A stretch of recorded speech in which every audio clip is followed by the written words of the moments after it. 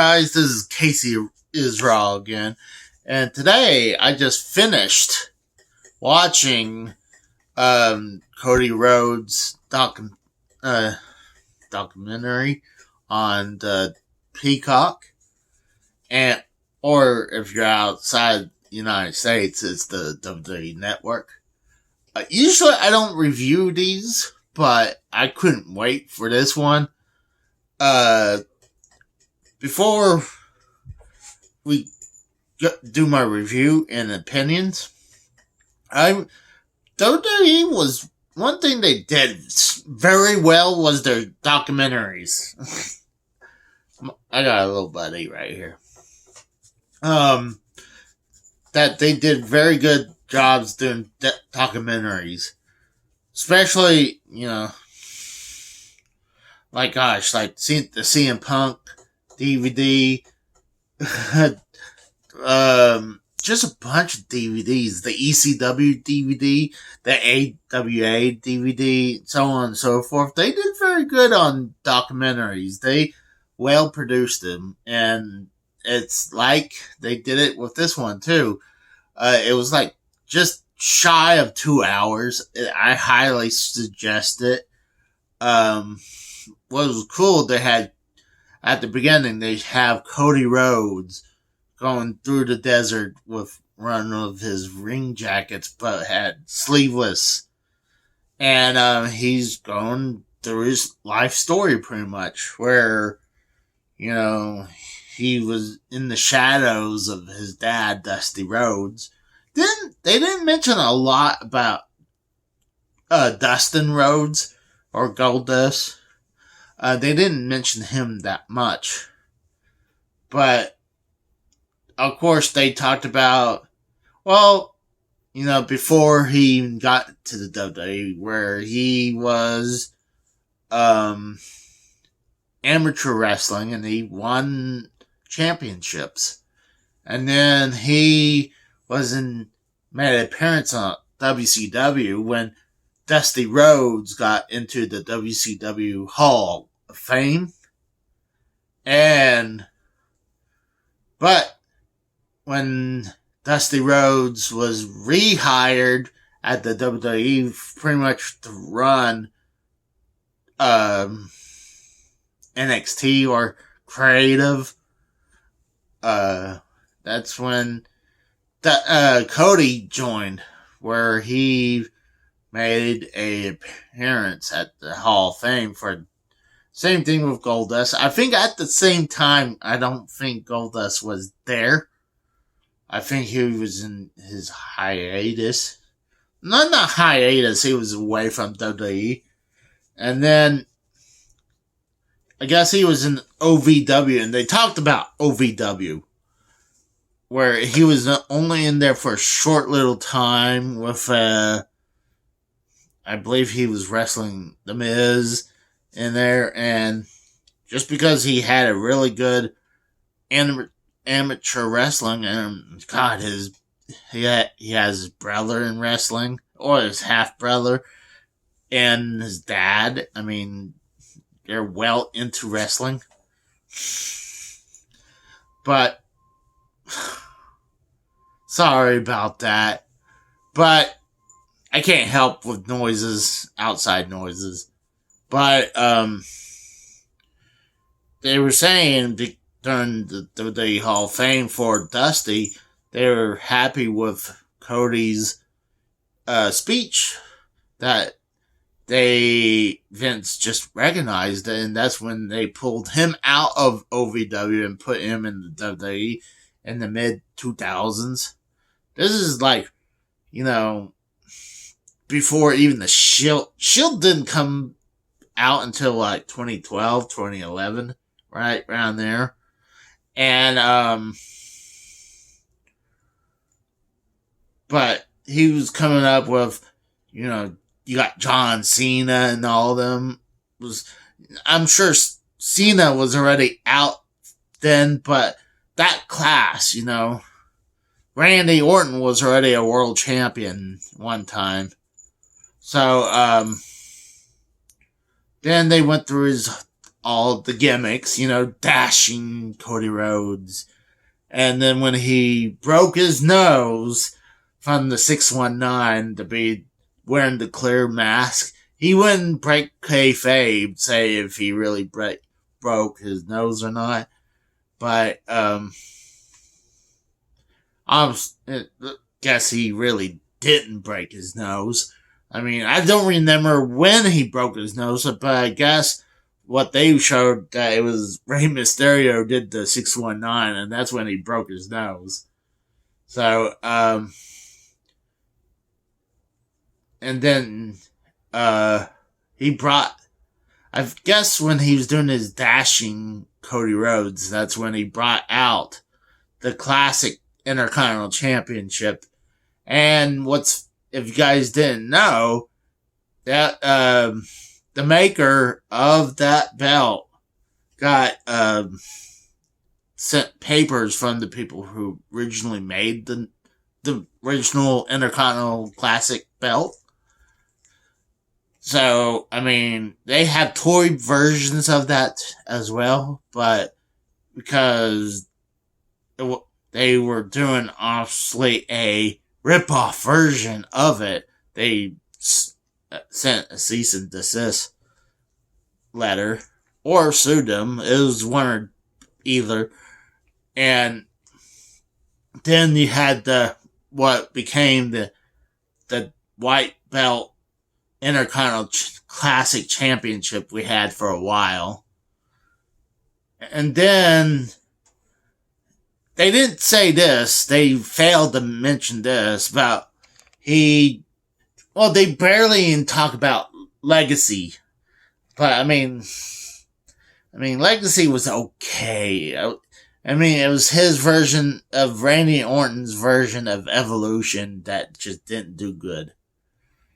And Cody, it's like how, when Randy Orton, John Cena, and you could throw Cody Rhodes in there, that they had that generic looking wrestling style, or their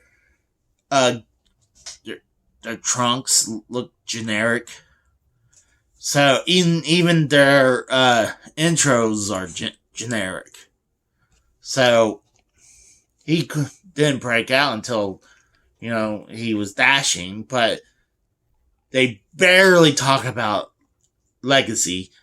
They didn't even mention about his run with Damien Sandow as the Rhodes Scholars. And this is when I recognized people can call bullshit on me on this. But when Damien Sandow won the Money in the Bank contract, and he was doing his gimmick, or a feud with Cody, I saw Cody, could come out of this on top than Damien Sandow. Because he just had that main event look. And then it just fizzled, because not only he fizzled out to be eventually Stardust, Damien Sandow, after a while, he started doing the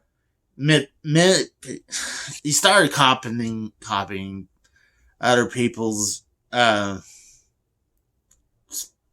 how the Miz gimmick, that's what I'm trying to, he was he was copying the Miz. And he was copying a couple other, but then he became Miz's stunt double. But you knew he was going downhill while Cody became Stardust. I was like, ugh. I was hoping it was just one time, and it's like, let's get back to that Cody Rhodes that he was before Stardust. And he was like, I was a mini-me Stardust. Goldust. And that's exactly Stardust was. He was a mini-me version of Goldust. And that's gotta been a rib. How long he was doing that? Yeah, he did it as the best job he could do. But he even said that he wanted to go back to where he's Cody Rhodes, like when he was before he won, not before he became Stardust, and they didn't want to do it, so that's when he just left the WWE after a while, and he instantly became a star on the indie promotions. Like he went to Impact, went there. I don't think he won anything there, but I know he went to Jeff Jarrett's Global Force Wrestling, where he became the next gen next gen champion. I guess this is their version of Cruiserweight, or Cruiserweight / Intercontinental title. And then he went to Ring of Honor, became Ring of Honor World Champion, where he was wearing, instead of an actual championship after a while, he started wearing an actual, like a Super Bowl ring, almost like that. A championship ring. And it was something different. Instead of wearing a belt or a trophy, it was a ring. And then they mentioned the Young Bucks. And they mentioned All In. And I was super shocked they talked about All In. And they even had a picture of Rey Mysterio when he was dressed up as Wolverine at All In. And he even showed a picture of the All In plaque in Chicago. I guess it's the Now Arena. But, and they did not mention he was the NWA World Heavyweight Champion. You figured they should have said that. Because that was his, I was going to say his first championship, but he was already Ring of Honor champion. So, but being NWA champion still meant something. So, especially, this was when Billy Corgan took over NWA. And he won it over, God, what's his name? That used to be Magnus. God, can't think of his freaking name right now. Nick Aldis, there you go, bam.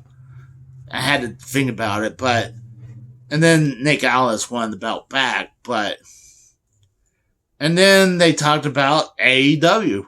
And I was shocked about that because I was kind of hoping they would talk about AEW.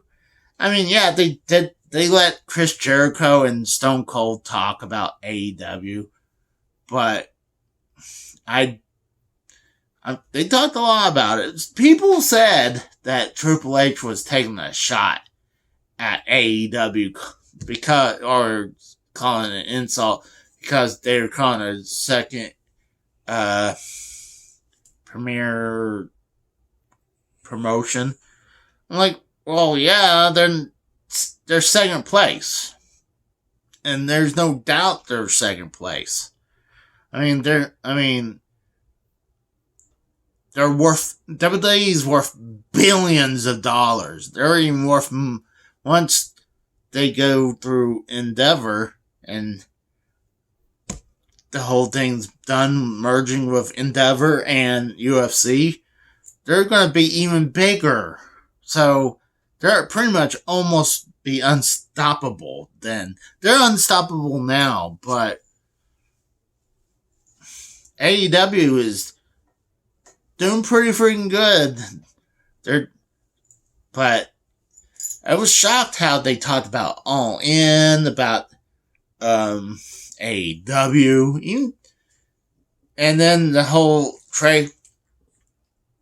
trailer that he was saying, don't edit this. That whole thing was when he didn't want to say why he left. He said it was not a talent issue, wasn't money issue. It was a personal problem. And I'm gonna take a guess this is him and Tony Khan problem. because they, from what Tony Khan talked to that one, God, that interviewer guy trying to air a Wandy or something like that, where he says that he didn't want to talk about Cody Rhodes because it wouldn't serve him well. So with that, plus Cody saying there was personal issues, I think he had a problem with Tony Khan. And they actually showed Tony Khan, and they showed a video that looked like it was Adam Page. So, and then they mentioned where Cody was in 2022, where he was rumored to be wrestling without a contract. And apparently Bruce Pritchard found that out. And they guess both him and Vince flew to Georgia to go to Cody's house to win him back. And what Seth Rollins says that it wasn't final, the deal wasn't finalized until 2 weeks before WrestleMania. That's taking a chance because Seth Rollins was already doing the gimmick, or the storyline that he might not make the WrestleMania because he had no opponent. And that's when Vince is like, I got someone for you. So, and then, obviously, they skipped the second match between them. But then they honestly went in to talk about the Hell in a Cell match with Seth Rollins. And they obviously talked about his torn pec. And, they went through all that. And after that, they kind of have like a montage about the Hell in a Cell match. And then he went into surgery. And then he got the okay to come back in December of 2023. Then they showed him going. Oh, they also showed him the Nightmare Factory, his wrestling school. I'm sorry, guys. He's lonely. He wants me to hold him. So, yeah, then he says he's ready, he's cleared, so let's get to the Rumble, or to the Royal Rumble. And people were like, well, he got a final approval, very, very late at that night. Apparently, it was I guess December when he got approval. He was cleared. And then, yeah, they did a whole thing about he losing at WrestleMania. I still think it was a bad idea. They could, honestly, I feel like they could have still done this whole gimmick, the storyline with the bloodline, without the belt. He didn't need the belt to do the storyline. I think it really hurt him, but this whole thing he's been doing with Brock Lesnar is good though too. Hopefully he doesn't go down